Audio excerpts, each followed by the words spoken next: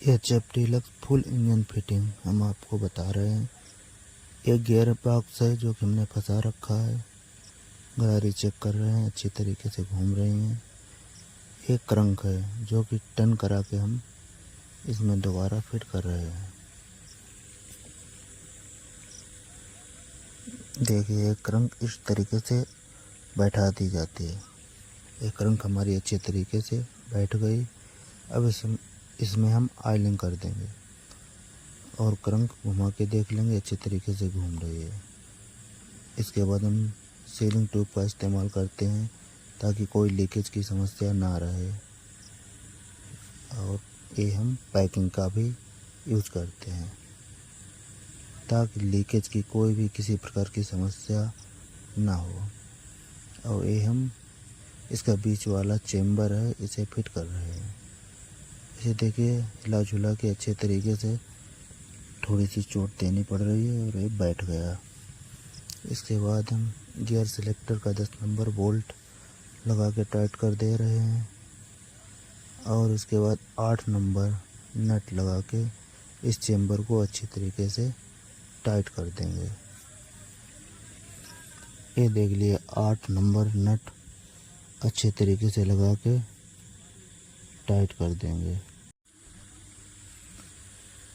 8 number नट इसमें छोटे बड़े भी होते हैं, इसका आप ध्यान रखें, नहीं तो चेम्बर फिट करते टाइम कोई समस्या उत्पन्न हो जाए।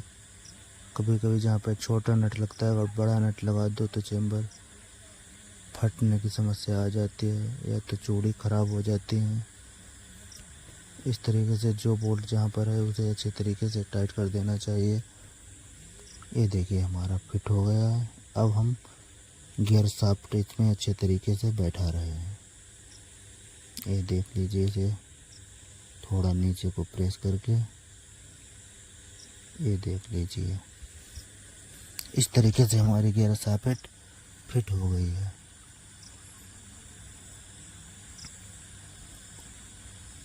इसे हम 10 नंबर नट को गोटी की सहायता से टाइट कर देंगे और इस पत्ती में निशान बन जाते हैं। ये निशान बनी हुई पत्ती ऊपर रखें तो इसमें कोई दिक्कत नहीं होती है, नहीं तो पलट भी जाए फिर भी दिक्कत नहीं होती, लेकिन पलटने पर थोड़ा बहुत इधर उधर फर्क आ जाता है। देखिए, इस 10 नंबर नट को हमने अच्छे तरीके से टाइट कर दिया, ये देखिए। और हम गियर डाल के भी देख रहे हैं कि गियर अच्छे तरीके से सही तरीके से पड़ रहे हैं या कोई गियर फंस रहा है।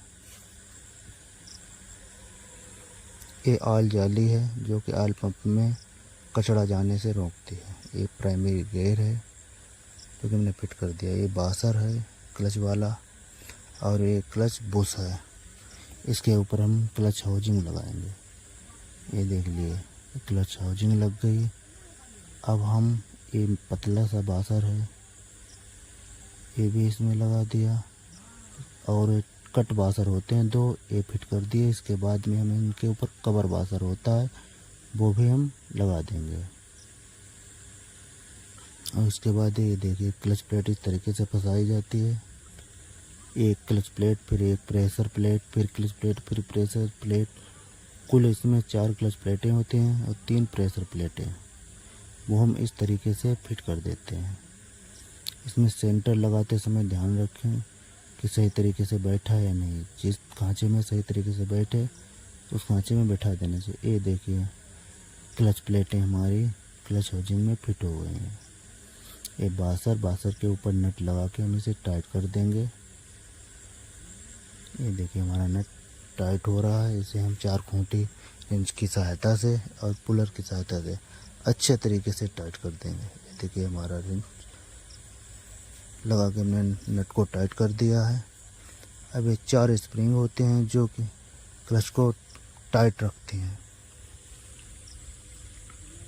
और इसमें हम 10 नंबर नट लगा के इसे टाइट कर देंगे। और प्लेट के ऊपर ये नट बारी बारी से बराबर कसिएगा ताकि प्लेट ना टूटे। एल्युमिनियम की प्लेट होती है, इसमें टूटने का डर बना रहता है। अगर एक बोल्ट आप बराबर लगाएंगे तो प्लेट नहीं टूटेगी। ये हमारी क्लच प्लेटें पड़ के तैयार हो गई हैं। अब इसमें वायरिंग होती है, इसे इस तरीके से हम बैठा देते हैं। और ये हमारा, जिसे हम क्लच हाउसिंग बोलते हैं, इसमें ऑयल भरा रहता है। इसे 2 नट की सहायता से हम टाइट कर देते हैं। कभी कभी इसमें 10 नंबर भी नट लगा होता है, कभी कभी 8 नंबर भी नट लगा होता है। देखिए दोनों नट अच्छे तरीके से टाइट हो गए। इसके बाद हमें बैलेंसर भी लगाएंगे, फिर ये बासर और फिर एक नट। इस बासर में वो लिखा होता है, ये उस ऊपर की तरफ रखिएगा तो बासर ढीला नहीं पड़ता है, क्योंकि इसका थोड़े टेपर होता है इस साइड। ये नट लगा के हम अच्छे तरीके से इसे टाइट कर देते हैं। इस तरह से हमने इस नट को टाइट कर दिया। इसमें हम ऑयल भर देंगे थोड़ा बहुत, ताकि क्रंक जब पहली बार घूमे तो उसे ऑयल मिले। इस प्लेट को लगा देंगे और 4 नट होते हैं पेंच तरीके से, इसे हम टाइट कर देंगे। और इस प्लेट के अंदर एक होती है सील, जो कि ऑयल पंप में मदद करता है।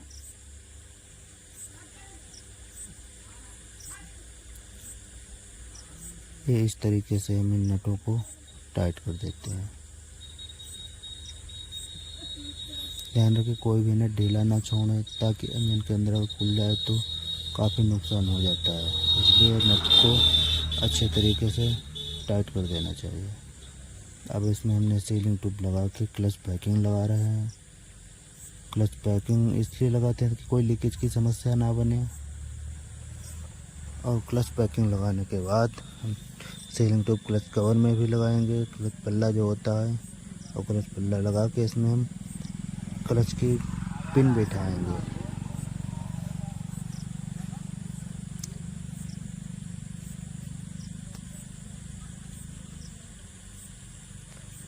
ये सीलिंग ट्यूब लग रहा है ताकि कोई लीकेज की समस्या ना रहे।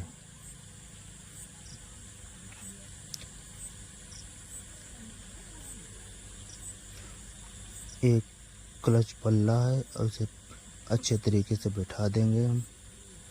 इस तरीके से बैठा रहे हैं कि पिन ना निकले।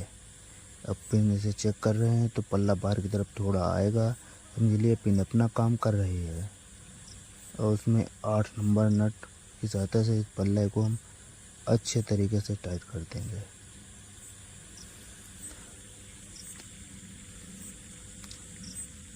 ये पल्ला हमारा टाइट हो रहा है।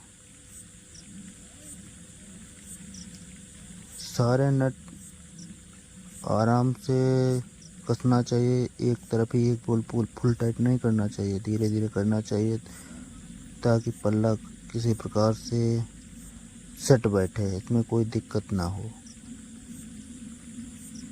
देखिए 10 नंबर बोल्ट, 10 नंबर वो 8 नंबर बोल्ट, 8 नंबर गोटी की सहायता से हम टाइट कर रहे हैं।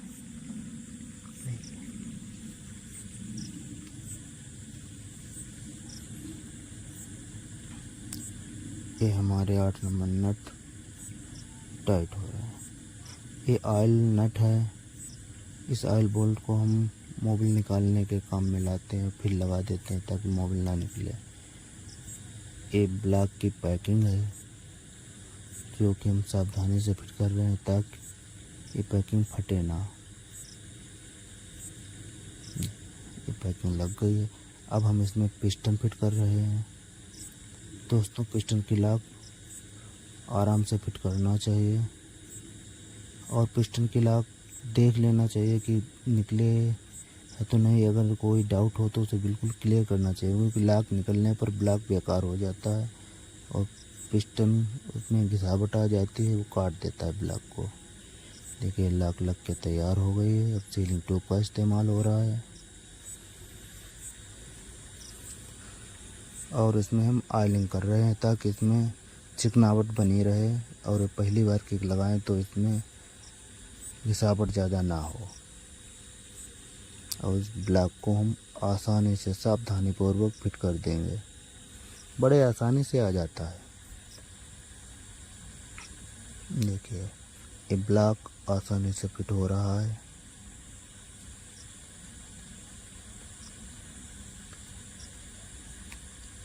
इस तरीके से ब्लॉक फिट हो गया। अब हम इस एलंकी बोल्ट की सहायता से इस ब्लॉक को टाइट कर रहे हैं।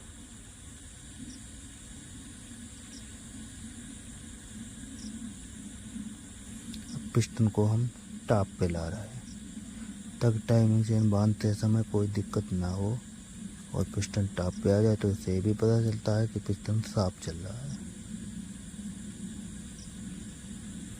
ये हेड ब्लॉक गुल्ले होते हैं ताकि इसमें सही तरीके से हेड ब्लॉक फिट आ सके। इस तरीके से गुल्ली लगाई जाती है। अब इसमें सीलिंग टॉप का इस्तेमाल हो रहा है और अब एक गैस कट लगाया जा रहा है। एक गैस कट बैठ गया, इसके ऊपर भी हम सीलिंग ट्यूब थोड़ा लगा देते हैं ताकि कोई लीकेज की समस्या ना रहे। हेड में हम थोड़ा ऑयल डाल देते हैं ताकि रॉकर वगैरह इसके साफ चलें। अब हेड भी बैठ गया है। एलंकी नट की सहायता से हेड ब्लॉक को एक में ही कस देते हैं।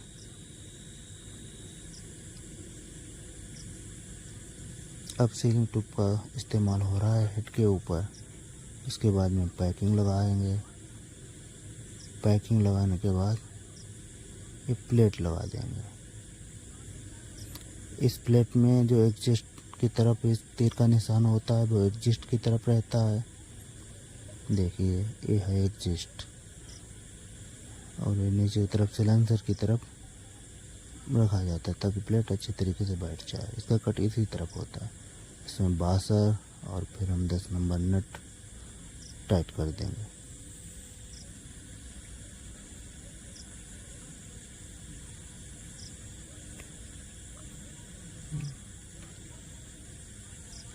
दस नंबर नट को हम अच्छे तरीके से टाइट कर देंगे ताकि कोई बोल्ट ढीला ना छूटे। ये नट अच्छे तरीके से टाइट कर देना चाहिए। देखिए हम 10 नंबर की पाना की सहायता से इन नटों को अच्छे तरीके से बारी बारी से टाइट कर दिया। अब हम टाइमिंग चेन इसमें डाल रहे हैं। कुछ लोग पहले ही डाल लेते हैं टाइमिंग चेन, हम थोड़ा बाद में डालते हैं। ये टाइमिंग चेन पड़ गया। अब इसमें हम ब्लॉक वाला रोलर डाल देंगे। ये देखिए थोड़ा प्रेस देने पर आसानी से पड़ जाता है। और ये रोलर बोल्ट, इसे 10 नंबर गोटी की सहायता से टाइट कर दिया। अब इसे हम मैग्नेट लगा के चेक कर लेंगे कि पिस्टन टॉप पे है। टाइमिंग इसकी मिलान कर देंगे।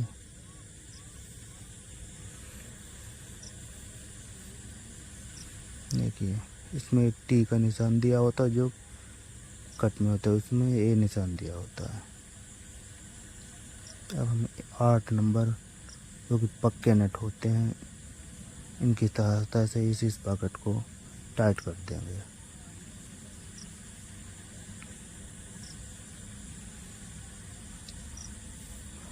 और हमने बांसुरी ऑयल पंप जो प्रेशर बनाते हैं इसको लगाया, फिर ये लूज स्प्रिंग लगा के टाइट कर दिया।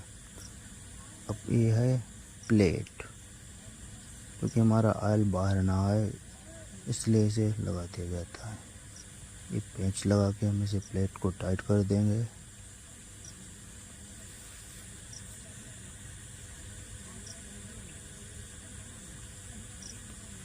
देखिए इस प्लेट को हमने अच्छे तरीके से टाइट कर दिया। अब ये मैग्नेट लगाएंगे और मैग्नेट के ऊपर बासर के ऊपर 14 नंबर नट, 14 नंबर नट लगा के हम इसे अच्छे तरीके से टाइट कर देंगे। याद रखें मैग्नेट ढीला ना छूटे। और इसके बाद हम ये कॉइल वाला कवर लगा देंगे। इस तरीके से हमारा मैग्नेट कवर और कॉइल टाइट हुआ है। 8 नंबर कोटे की सहायता से इन 3 नटों को भी टाइट कर देंगे।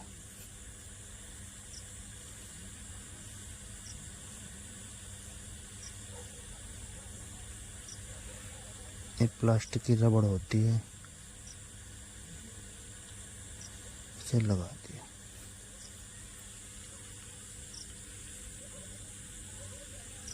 अब इस पॉकेट प्लेट को लगा के हम इसके पीछे से 10 नंबर बोल्ट डाल के इसे भी टाइट कर देंगे।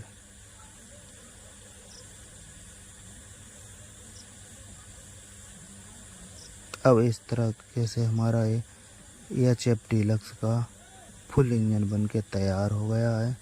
इसे हम इंजन पे चढ़ा के चालू कर देंगे। इसमें कोई समस्या रही नहीं। इस तरीके से हमने आपको बताया फुल इंजन फिटिंग कैसे किया जाता है।